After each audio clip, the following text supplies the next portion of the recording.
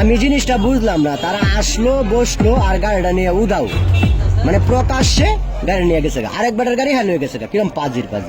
কিন্তু হ্যাঁ কতক্ষণ যাইতে পারবো গাড়িটা ধরে তো না।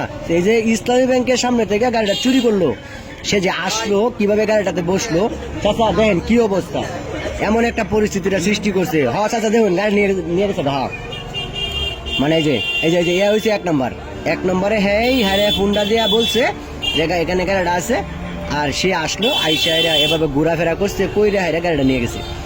মানে বেটা নতুন গাড়িটা কিনে না এখানে রাখলো, আর তারা পিছে আইছে শোরুম থেকে, আইসা হাইরাই গাড়িটা খুব করে লয়ে গেল। এরা তো মনে হচ্ছে 1919 সর্বোচ্চ চুরের টেকনিক থাকলে এভাবে গাড়ি নিয়ে চলে যেতে পারে, কিন্তু তারা যে এই শোরুমের গাড়ি নিয়ে গেল, বেড়া যে এখনো শোরুমে টাকাই দিল না, আর তারা যে এভাবে টাকা না দেওয়াতে গাড়ি লয়ে গেল, তার তো কিছুই না, শোরুমওয়ালা তো তারে ধরবো। মানে সে গাড়িটা নিয়ে কোন পর্যন্ত যাইবো?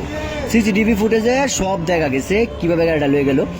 এখন সে ধরা খাবে এন থেকে 10 মাইল 15 মাইল 20 মাইল গাড়িটা নিয়ে কোথায় যাবো? আশেপাশে কোনো জায়গায় সে যাইতে পারবো? তার আগেই তো সে ধরা খাইবো, তারপরে তার কি অবস্থা হইব, এটা হচ্ছে সব থেকে বড় বিষয়। এখন এটা জানার বিষয়, এখন হচ্ছে তারা আলোচনা করতেছে গাড়িটা কেমনে নিয়ে যাবো, এমন একটা পরিচয় যাবো করে কি দেখছো? মানে সে এখন গাড়ির যে মানে তাদের এমন টেকনিক, তারা মানে চাবি ছাড়াই গাড়ি স্টার্ট লয় না, এমন একটা পরিস্থিতি। এই যে দেখতেছে কেমনে কি করা যায়, মানে এতটা টেকনিক, মানে এরা আসলে খুবই অভিজ্ঞ চোর। মানে হচ্ছে মোটরসাইকেল সম্পর্কে তারা খুবই ভালো বুঝে এবং কিভাবে স্টার্ট লওয়ানি লাগে এটা তাদের খুব জানা।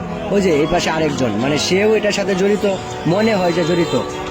মানে এমন একটা পরিস্থিতি সৃষ্টি হয়েছে, মানে সে উঠলো উইটারে এখন গাড়িটা নিয়ে চলে যাবে, মানে সে আবার নামছে, যে আরেকজন আইসে মনে করছে তারই গাড়ি, ঠিক আছে, মনে করছে তারই গাড়ি, কিন্তু আসলে না, গাড়িটা তার না, গাড়িটা আরেক বেটার। কিন্তু এখানে মানে সবাই তাকায় আছে, মনে হচ্ছে তারই গাড়ি, কিন্তু সে ভাবতেছে যে গাড়িটা তার, আরেকজন যা আসছে তার মনে করছে, কিন্তু যখন গিয়েছে গা ধরা খাইয়ে ফেলছে। কিন্তু পরবর্তীতে আমরা জানতে পারছি যে বিষয়টা কিভাবে ঘটলো।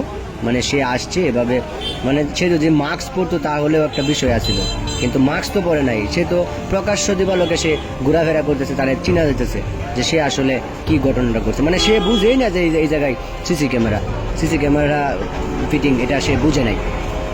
যদি বুঝতো তাহলে এই চুরিটা করতো না।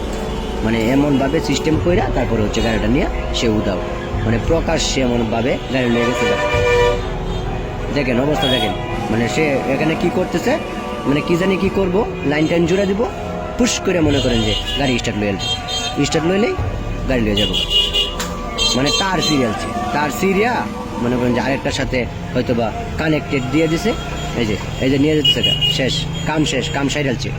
মানে নতুন গাড়ি বেড়া কিনে আনছে একটু আগে, এর মাঝখানে বেড়ার গাড়ি লয়ে উদাও, মানে সবকিছু ওকে, মানে এক গাড়ি চাবি মনে হয়েছে চাবি আছে, মানে এমন অবস্থা পরিস্থিতি শেষ, গাড়ি শেষ মুহূর্তের মধ্যে। মানে বেড়াও সাইড দিয়ে দিছে, আরেকজন আইছে, আর এই পাশে একটা গাড়ি রাখা, এটা শুইছে না ধরছেও না, ওই নতুন গাড়িটা টার্গেট করে ও শোরুম থেকে আয়রা এভাবে গাড়ি লয়ে গেছে। মানে এখন সতর্কতা অবলম্বন করতে হবে, কারণ হলো এভাবে গাড়ি অনেক চুরি হয়।